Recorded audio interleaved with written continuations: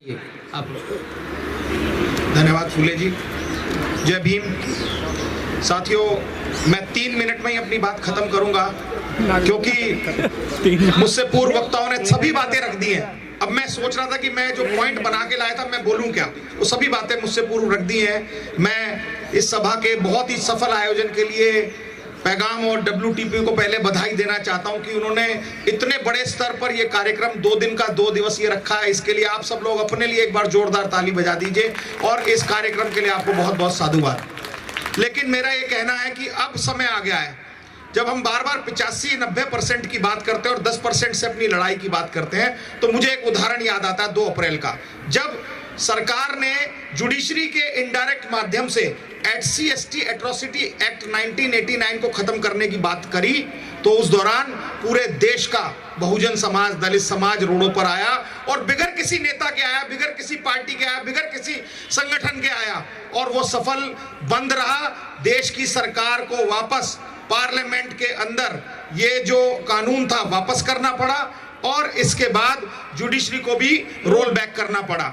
अब ऐसे ही हमें, मैं समझता हूं जो ये जातिगत जनगणना की बात है, इसमें हमें अब रोडों पर आना पड़ेगा और इससे सही समय कोई नहीं है क्योंकि 5 राज्यों में चुनाव है और अभी किसान आंदोलन भी कोई ऐसे ही रोल बैक नहीं हुआ है क्योंकि भारतीय जनता पार्टी की जो केंद्र में जो सरकार है उसको पता लग गया कि बाय इलेक्शन में उसकी हार हुई है, इसीलिए उसने इसको रोल बैक करके किसान आंदोलन को किया।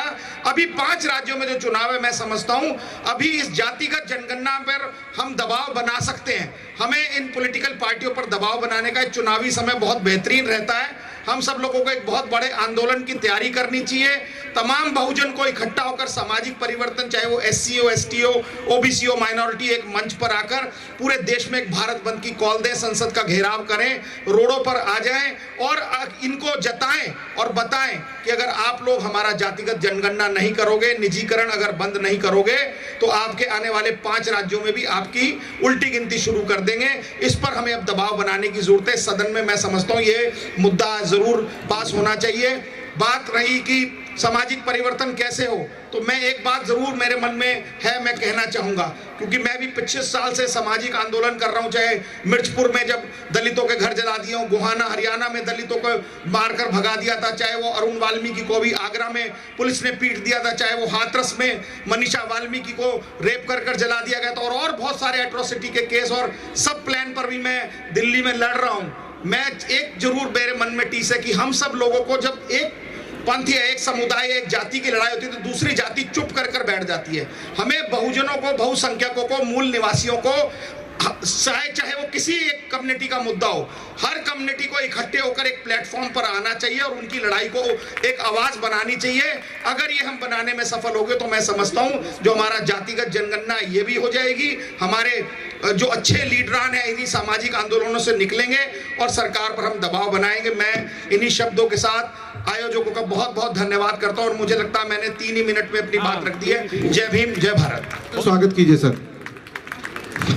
करुणा के सागर तथागत गौतम बुद्ध, सामाजिक न्याय की लड़ाई इस देश के अंदर हजारों साल की गुलामी के बाद शुरुआत करने वाले राष्ट्रपिता ज्योतिबा फूले, साहू जी महाराज, करोड़ करोड़ बेजुबानों को जवान देने वाले बाबा साहब अम्बेडकर के चरणों में प्रथम नमन। आदरणीय मंच और सामने बैठे हुए साथियों, हमारे आज 3 विषय के ऊपर आयोजक मंडल ने जो कार्यक्रम किया है, मैं ये समझता हूँ चाहे सामाजिक परिवर्तन की बात हो, जातिगत जनगणना की बात हो, निजीकरण की बात हो, वो खाली दिल्ली के अंदर नहीं होना चाहिए बल्कि देश की हर एक राजधानी नहीं, प्रत्येक जिले और कस्बों में ये कार्यक्रम होना चाहिए जिससे कि लोगों के अंदर एक जागृति आए और वो काम कर सके। साथियों, बाबा साहब डॉक्टर अम्बेडकर ने इस देश को संविधान देते हुए 26 नवंबर 1949 को कहा था कि देश के अंदर मैं राजनीतिक आजादी देके जा रहा हूँ, राजनीतिक समानता देके जा रहा हूँ, सामाजिक आर्थिक समानता इस देश के अंदर रहेगी, धोरापन इस देश के अंदर रहेगा और इस धोरापन जब तक इस देश से खत्म नहीं होगा, इस देश के अंदर कभी भी शांति नहीं हो सकती। और चूंकि हमारी पूर्ववर्ती सरकारों ने और हमारे सामाजिक न्याय के नेताओं ने या हमारे विरोधियों ने उनकी गतिविधियां ऐसी रही कि वो जो है सामाजिक न्याय को प्राप्त नहीं कर सके, सामाजिक समानता को नहीं ला पाए। हम लोग भी गालियां देखने में, दूसरों को करने में वो रहे। हमने सामाजिक क्रांति का मतलब, व्यवस्था परिवर्तन का मतलब केवल सरकार परिवर्तन ले लिया।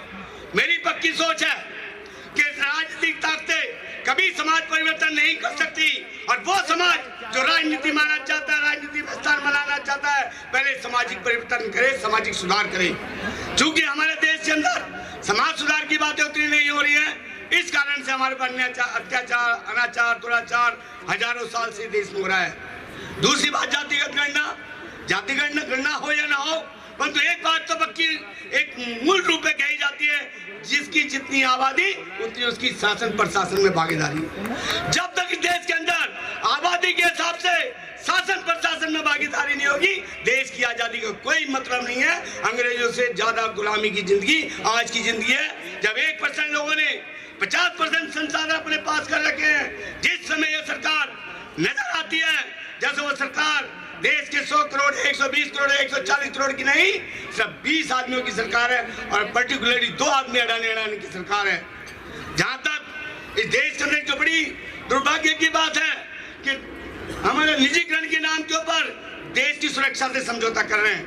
मेरे भाई डॉक्टर राजेंद्र यादव यहाँ DRDO से बोल कर गए, देश की सुरक्षा कितनी आवश्यक इस देश के लिए या किसी भी देश के लिए हो सकती है, परंतु हम देख रहे हैं ये सरकार, हमारी जो कंपनियां हैं, हमारी जो फैक्ट्रियां हैं, 42 फैक्ट्रियां, जिसके माध्यम से हमने ऐसे हथियार बनाए, ऐसी तोपें बनाए, ऐसे चीजें बनाई कि 1965 का युद्ध जीता, 71 का युद्ध जीता, कारगिल का बार जीता।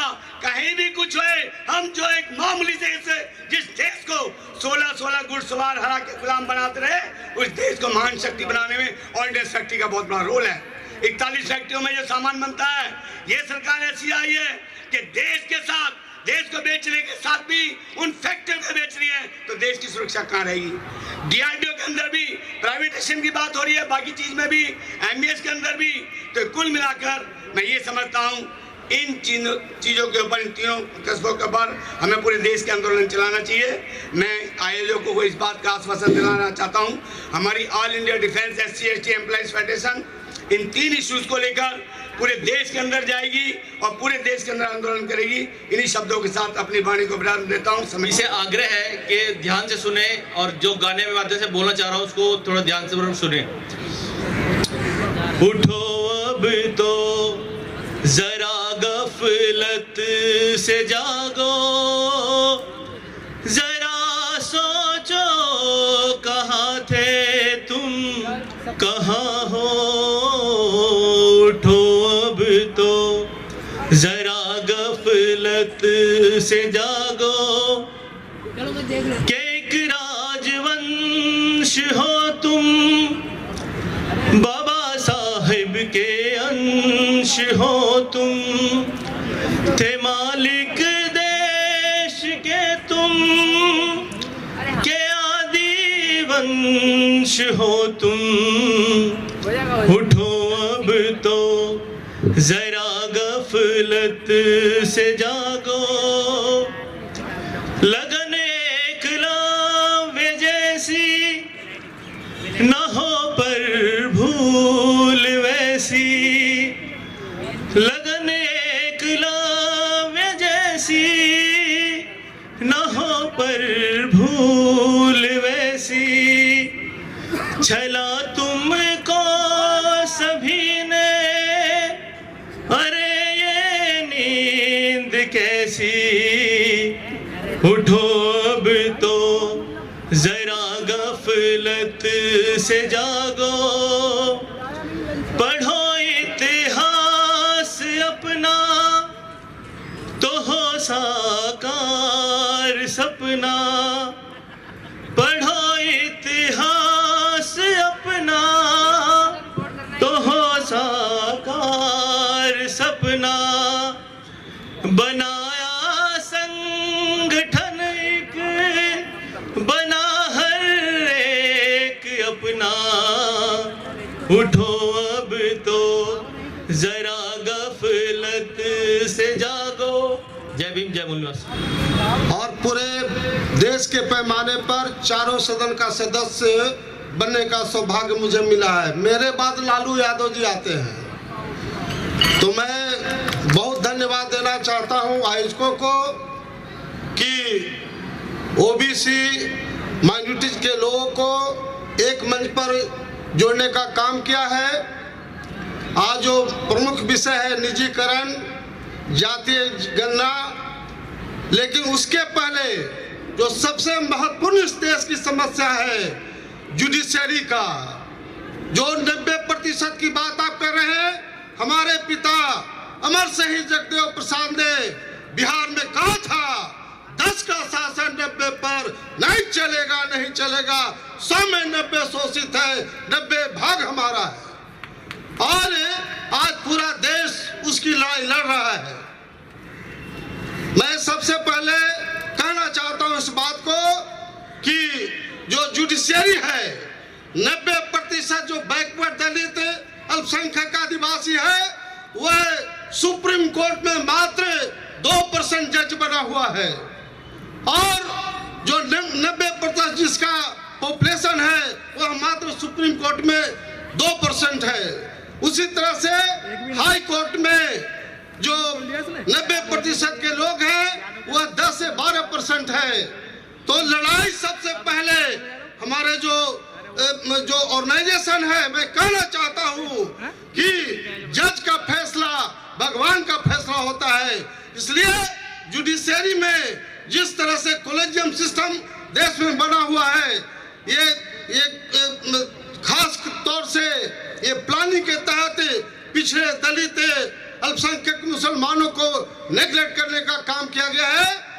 हमारे भीमराव अंबेडकर साहब ने संविधान में प्रोविजन किया था कि जिस तरह से यूनियन पब्लिक सर्विस कमीशन का एग्जाम होता है, IAS, IPS, IFS बनता है, उसी तरह से जुडिशरी सर्विस कमीशन बनाया जाए। और मैं मांग करता हूं इस बात को कि जो कॉलेजियम सिस्टम है वो खत्म होना चाहिए और जुडिशरी सर्विस कमीशन बनेगा। ऑटोमेटिक बैकवर्ड दलित अल्पसंख्यक मुसलमान हाई कोर्ट और सुप्रीम कोर्ट में जज बनने का काम करेंगे। साथ ही साथ जो जनगणना की बात आप कर रहे हैं, मुझे आश्चर्य लगता है लोगों पर इस बात का कि जनगणना पर प्रायोरिटी लोग दे रहे हैं। भैया, ऊंची जात का पॉपुलेशन 10% ऊंची जात का जनसंख्या है, उसको 10% आरक्षण देश में मिल गया।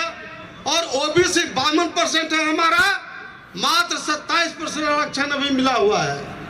पहले आप सब लोग को 27% से बढ़ा के 52% की आरक्षण लेना चाहिए। जनगणना होना चाहिए, उसका मैं समर्थक हूं, लेकिन उसके पहले जब तक आपको आरक्षण का लाभ, अगर आपका जनगणना 65% हो जाता है, 70% होता है, लेकिन जब रिजर्वेशन नहीं मिलेगा तो जनगणना से क्या मिलने वाला है।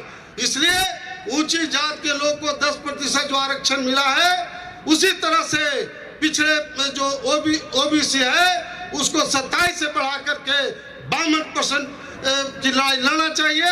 और हमने पूरे देश के पैमाने पर कहना चाहते हैं कि चाहे निजीकरण का मामला हो, चाहे जातीय जनगणना का सवाल हो, या जितने भी समस्या शिक्षा का है, जब तक सत्ता पर कब्जा आप नहीं करेंगे तब तक कुछ भी होने वाला नहीं है। देश में जो भी बीजेपी की सरकार है, देश को बेचने का काम कर रहा है, औने पौने दाम में बेचने का काम कर रहा है। इसलिए तमाम बैकवर्ड दलित मुसलमान आदिवासी एकजुट होइए। लड़ाई 50-50 का होता है, हो सकता है लड़ाई 70-30 का हो सकता है, लड़ाई 80-20 का हो सकता है, लेकिन 90 और 10 की लड़ाई नहीं हो सकती है। बशर्ते तमाम जो बैकवर्ड दलित आदिवासी एक जगह जुटे। और मैं कहना चाहता हूं इस बात को जरूर कि कुछ पिछड़े और दलित समाज के नेता हैं, नाम नहीं कहना चाहते हैं, उत्तर प्रदेश और बिहार के, वो बैकवर्ड दलित मुसलमानों के बल पर सत्ता में आते हैं, लेकिन सिर्फ अपने जात की बात करते हैं।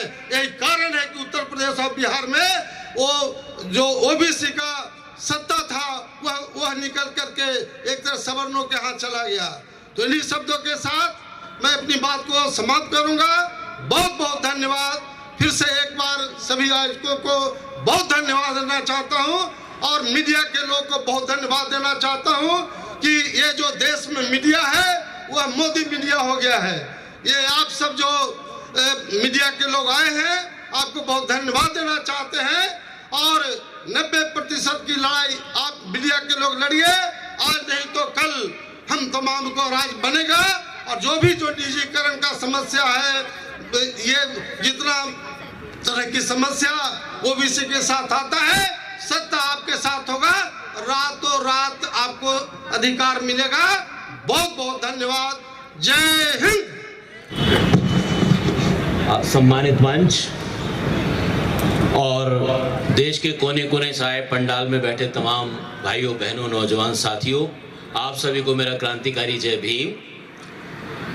मुझे करीब 2 बजे करीब ये खबर मिली कि यहाँ पर एक समागम हो रहा है और तो as a chairman national confederation of Dalit and Adivasi organisations, जिसको NACDOR कह रहे हैं, जिसको हिंदी में NACDOR भी कहते हैं, और तो मुझे लगा कि मुझे इस सम्मेलन में जाके आप सबके काम के साथ अपनी सॉलिडरिटी एक्सप्रेस करनी चाहिए। झल्ली साहब को तो हम बचपन से जानते हैं और उनके काम को सुनते रहे हैं, पैगाम के बारे में थोड़ी थोड़ी जानकारी हमें है।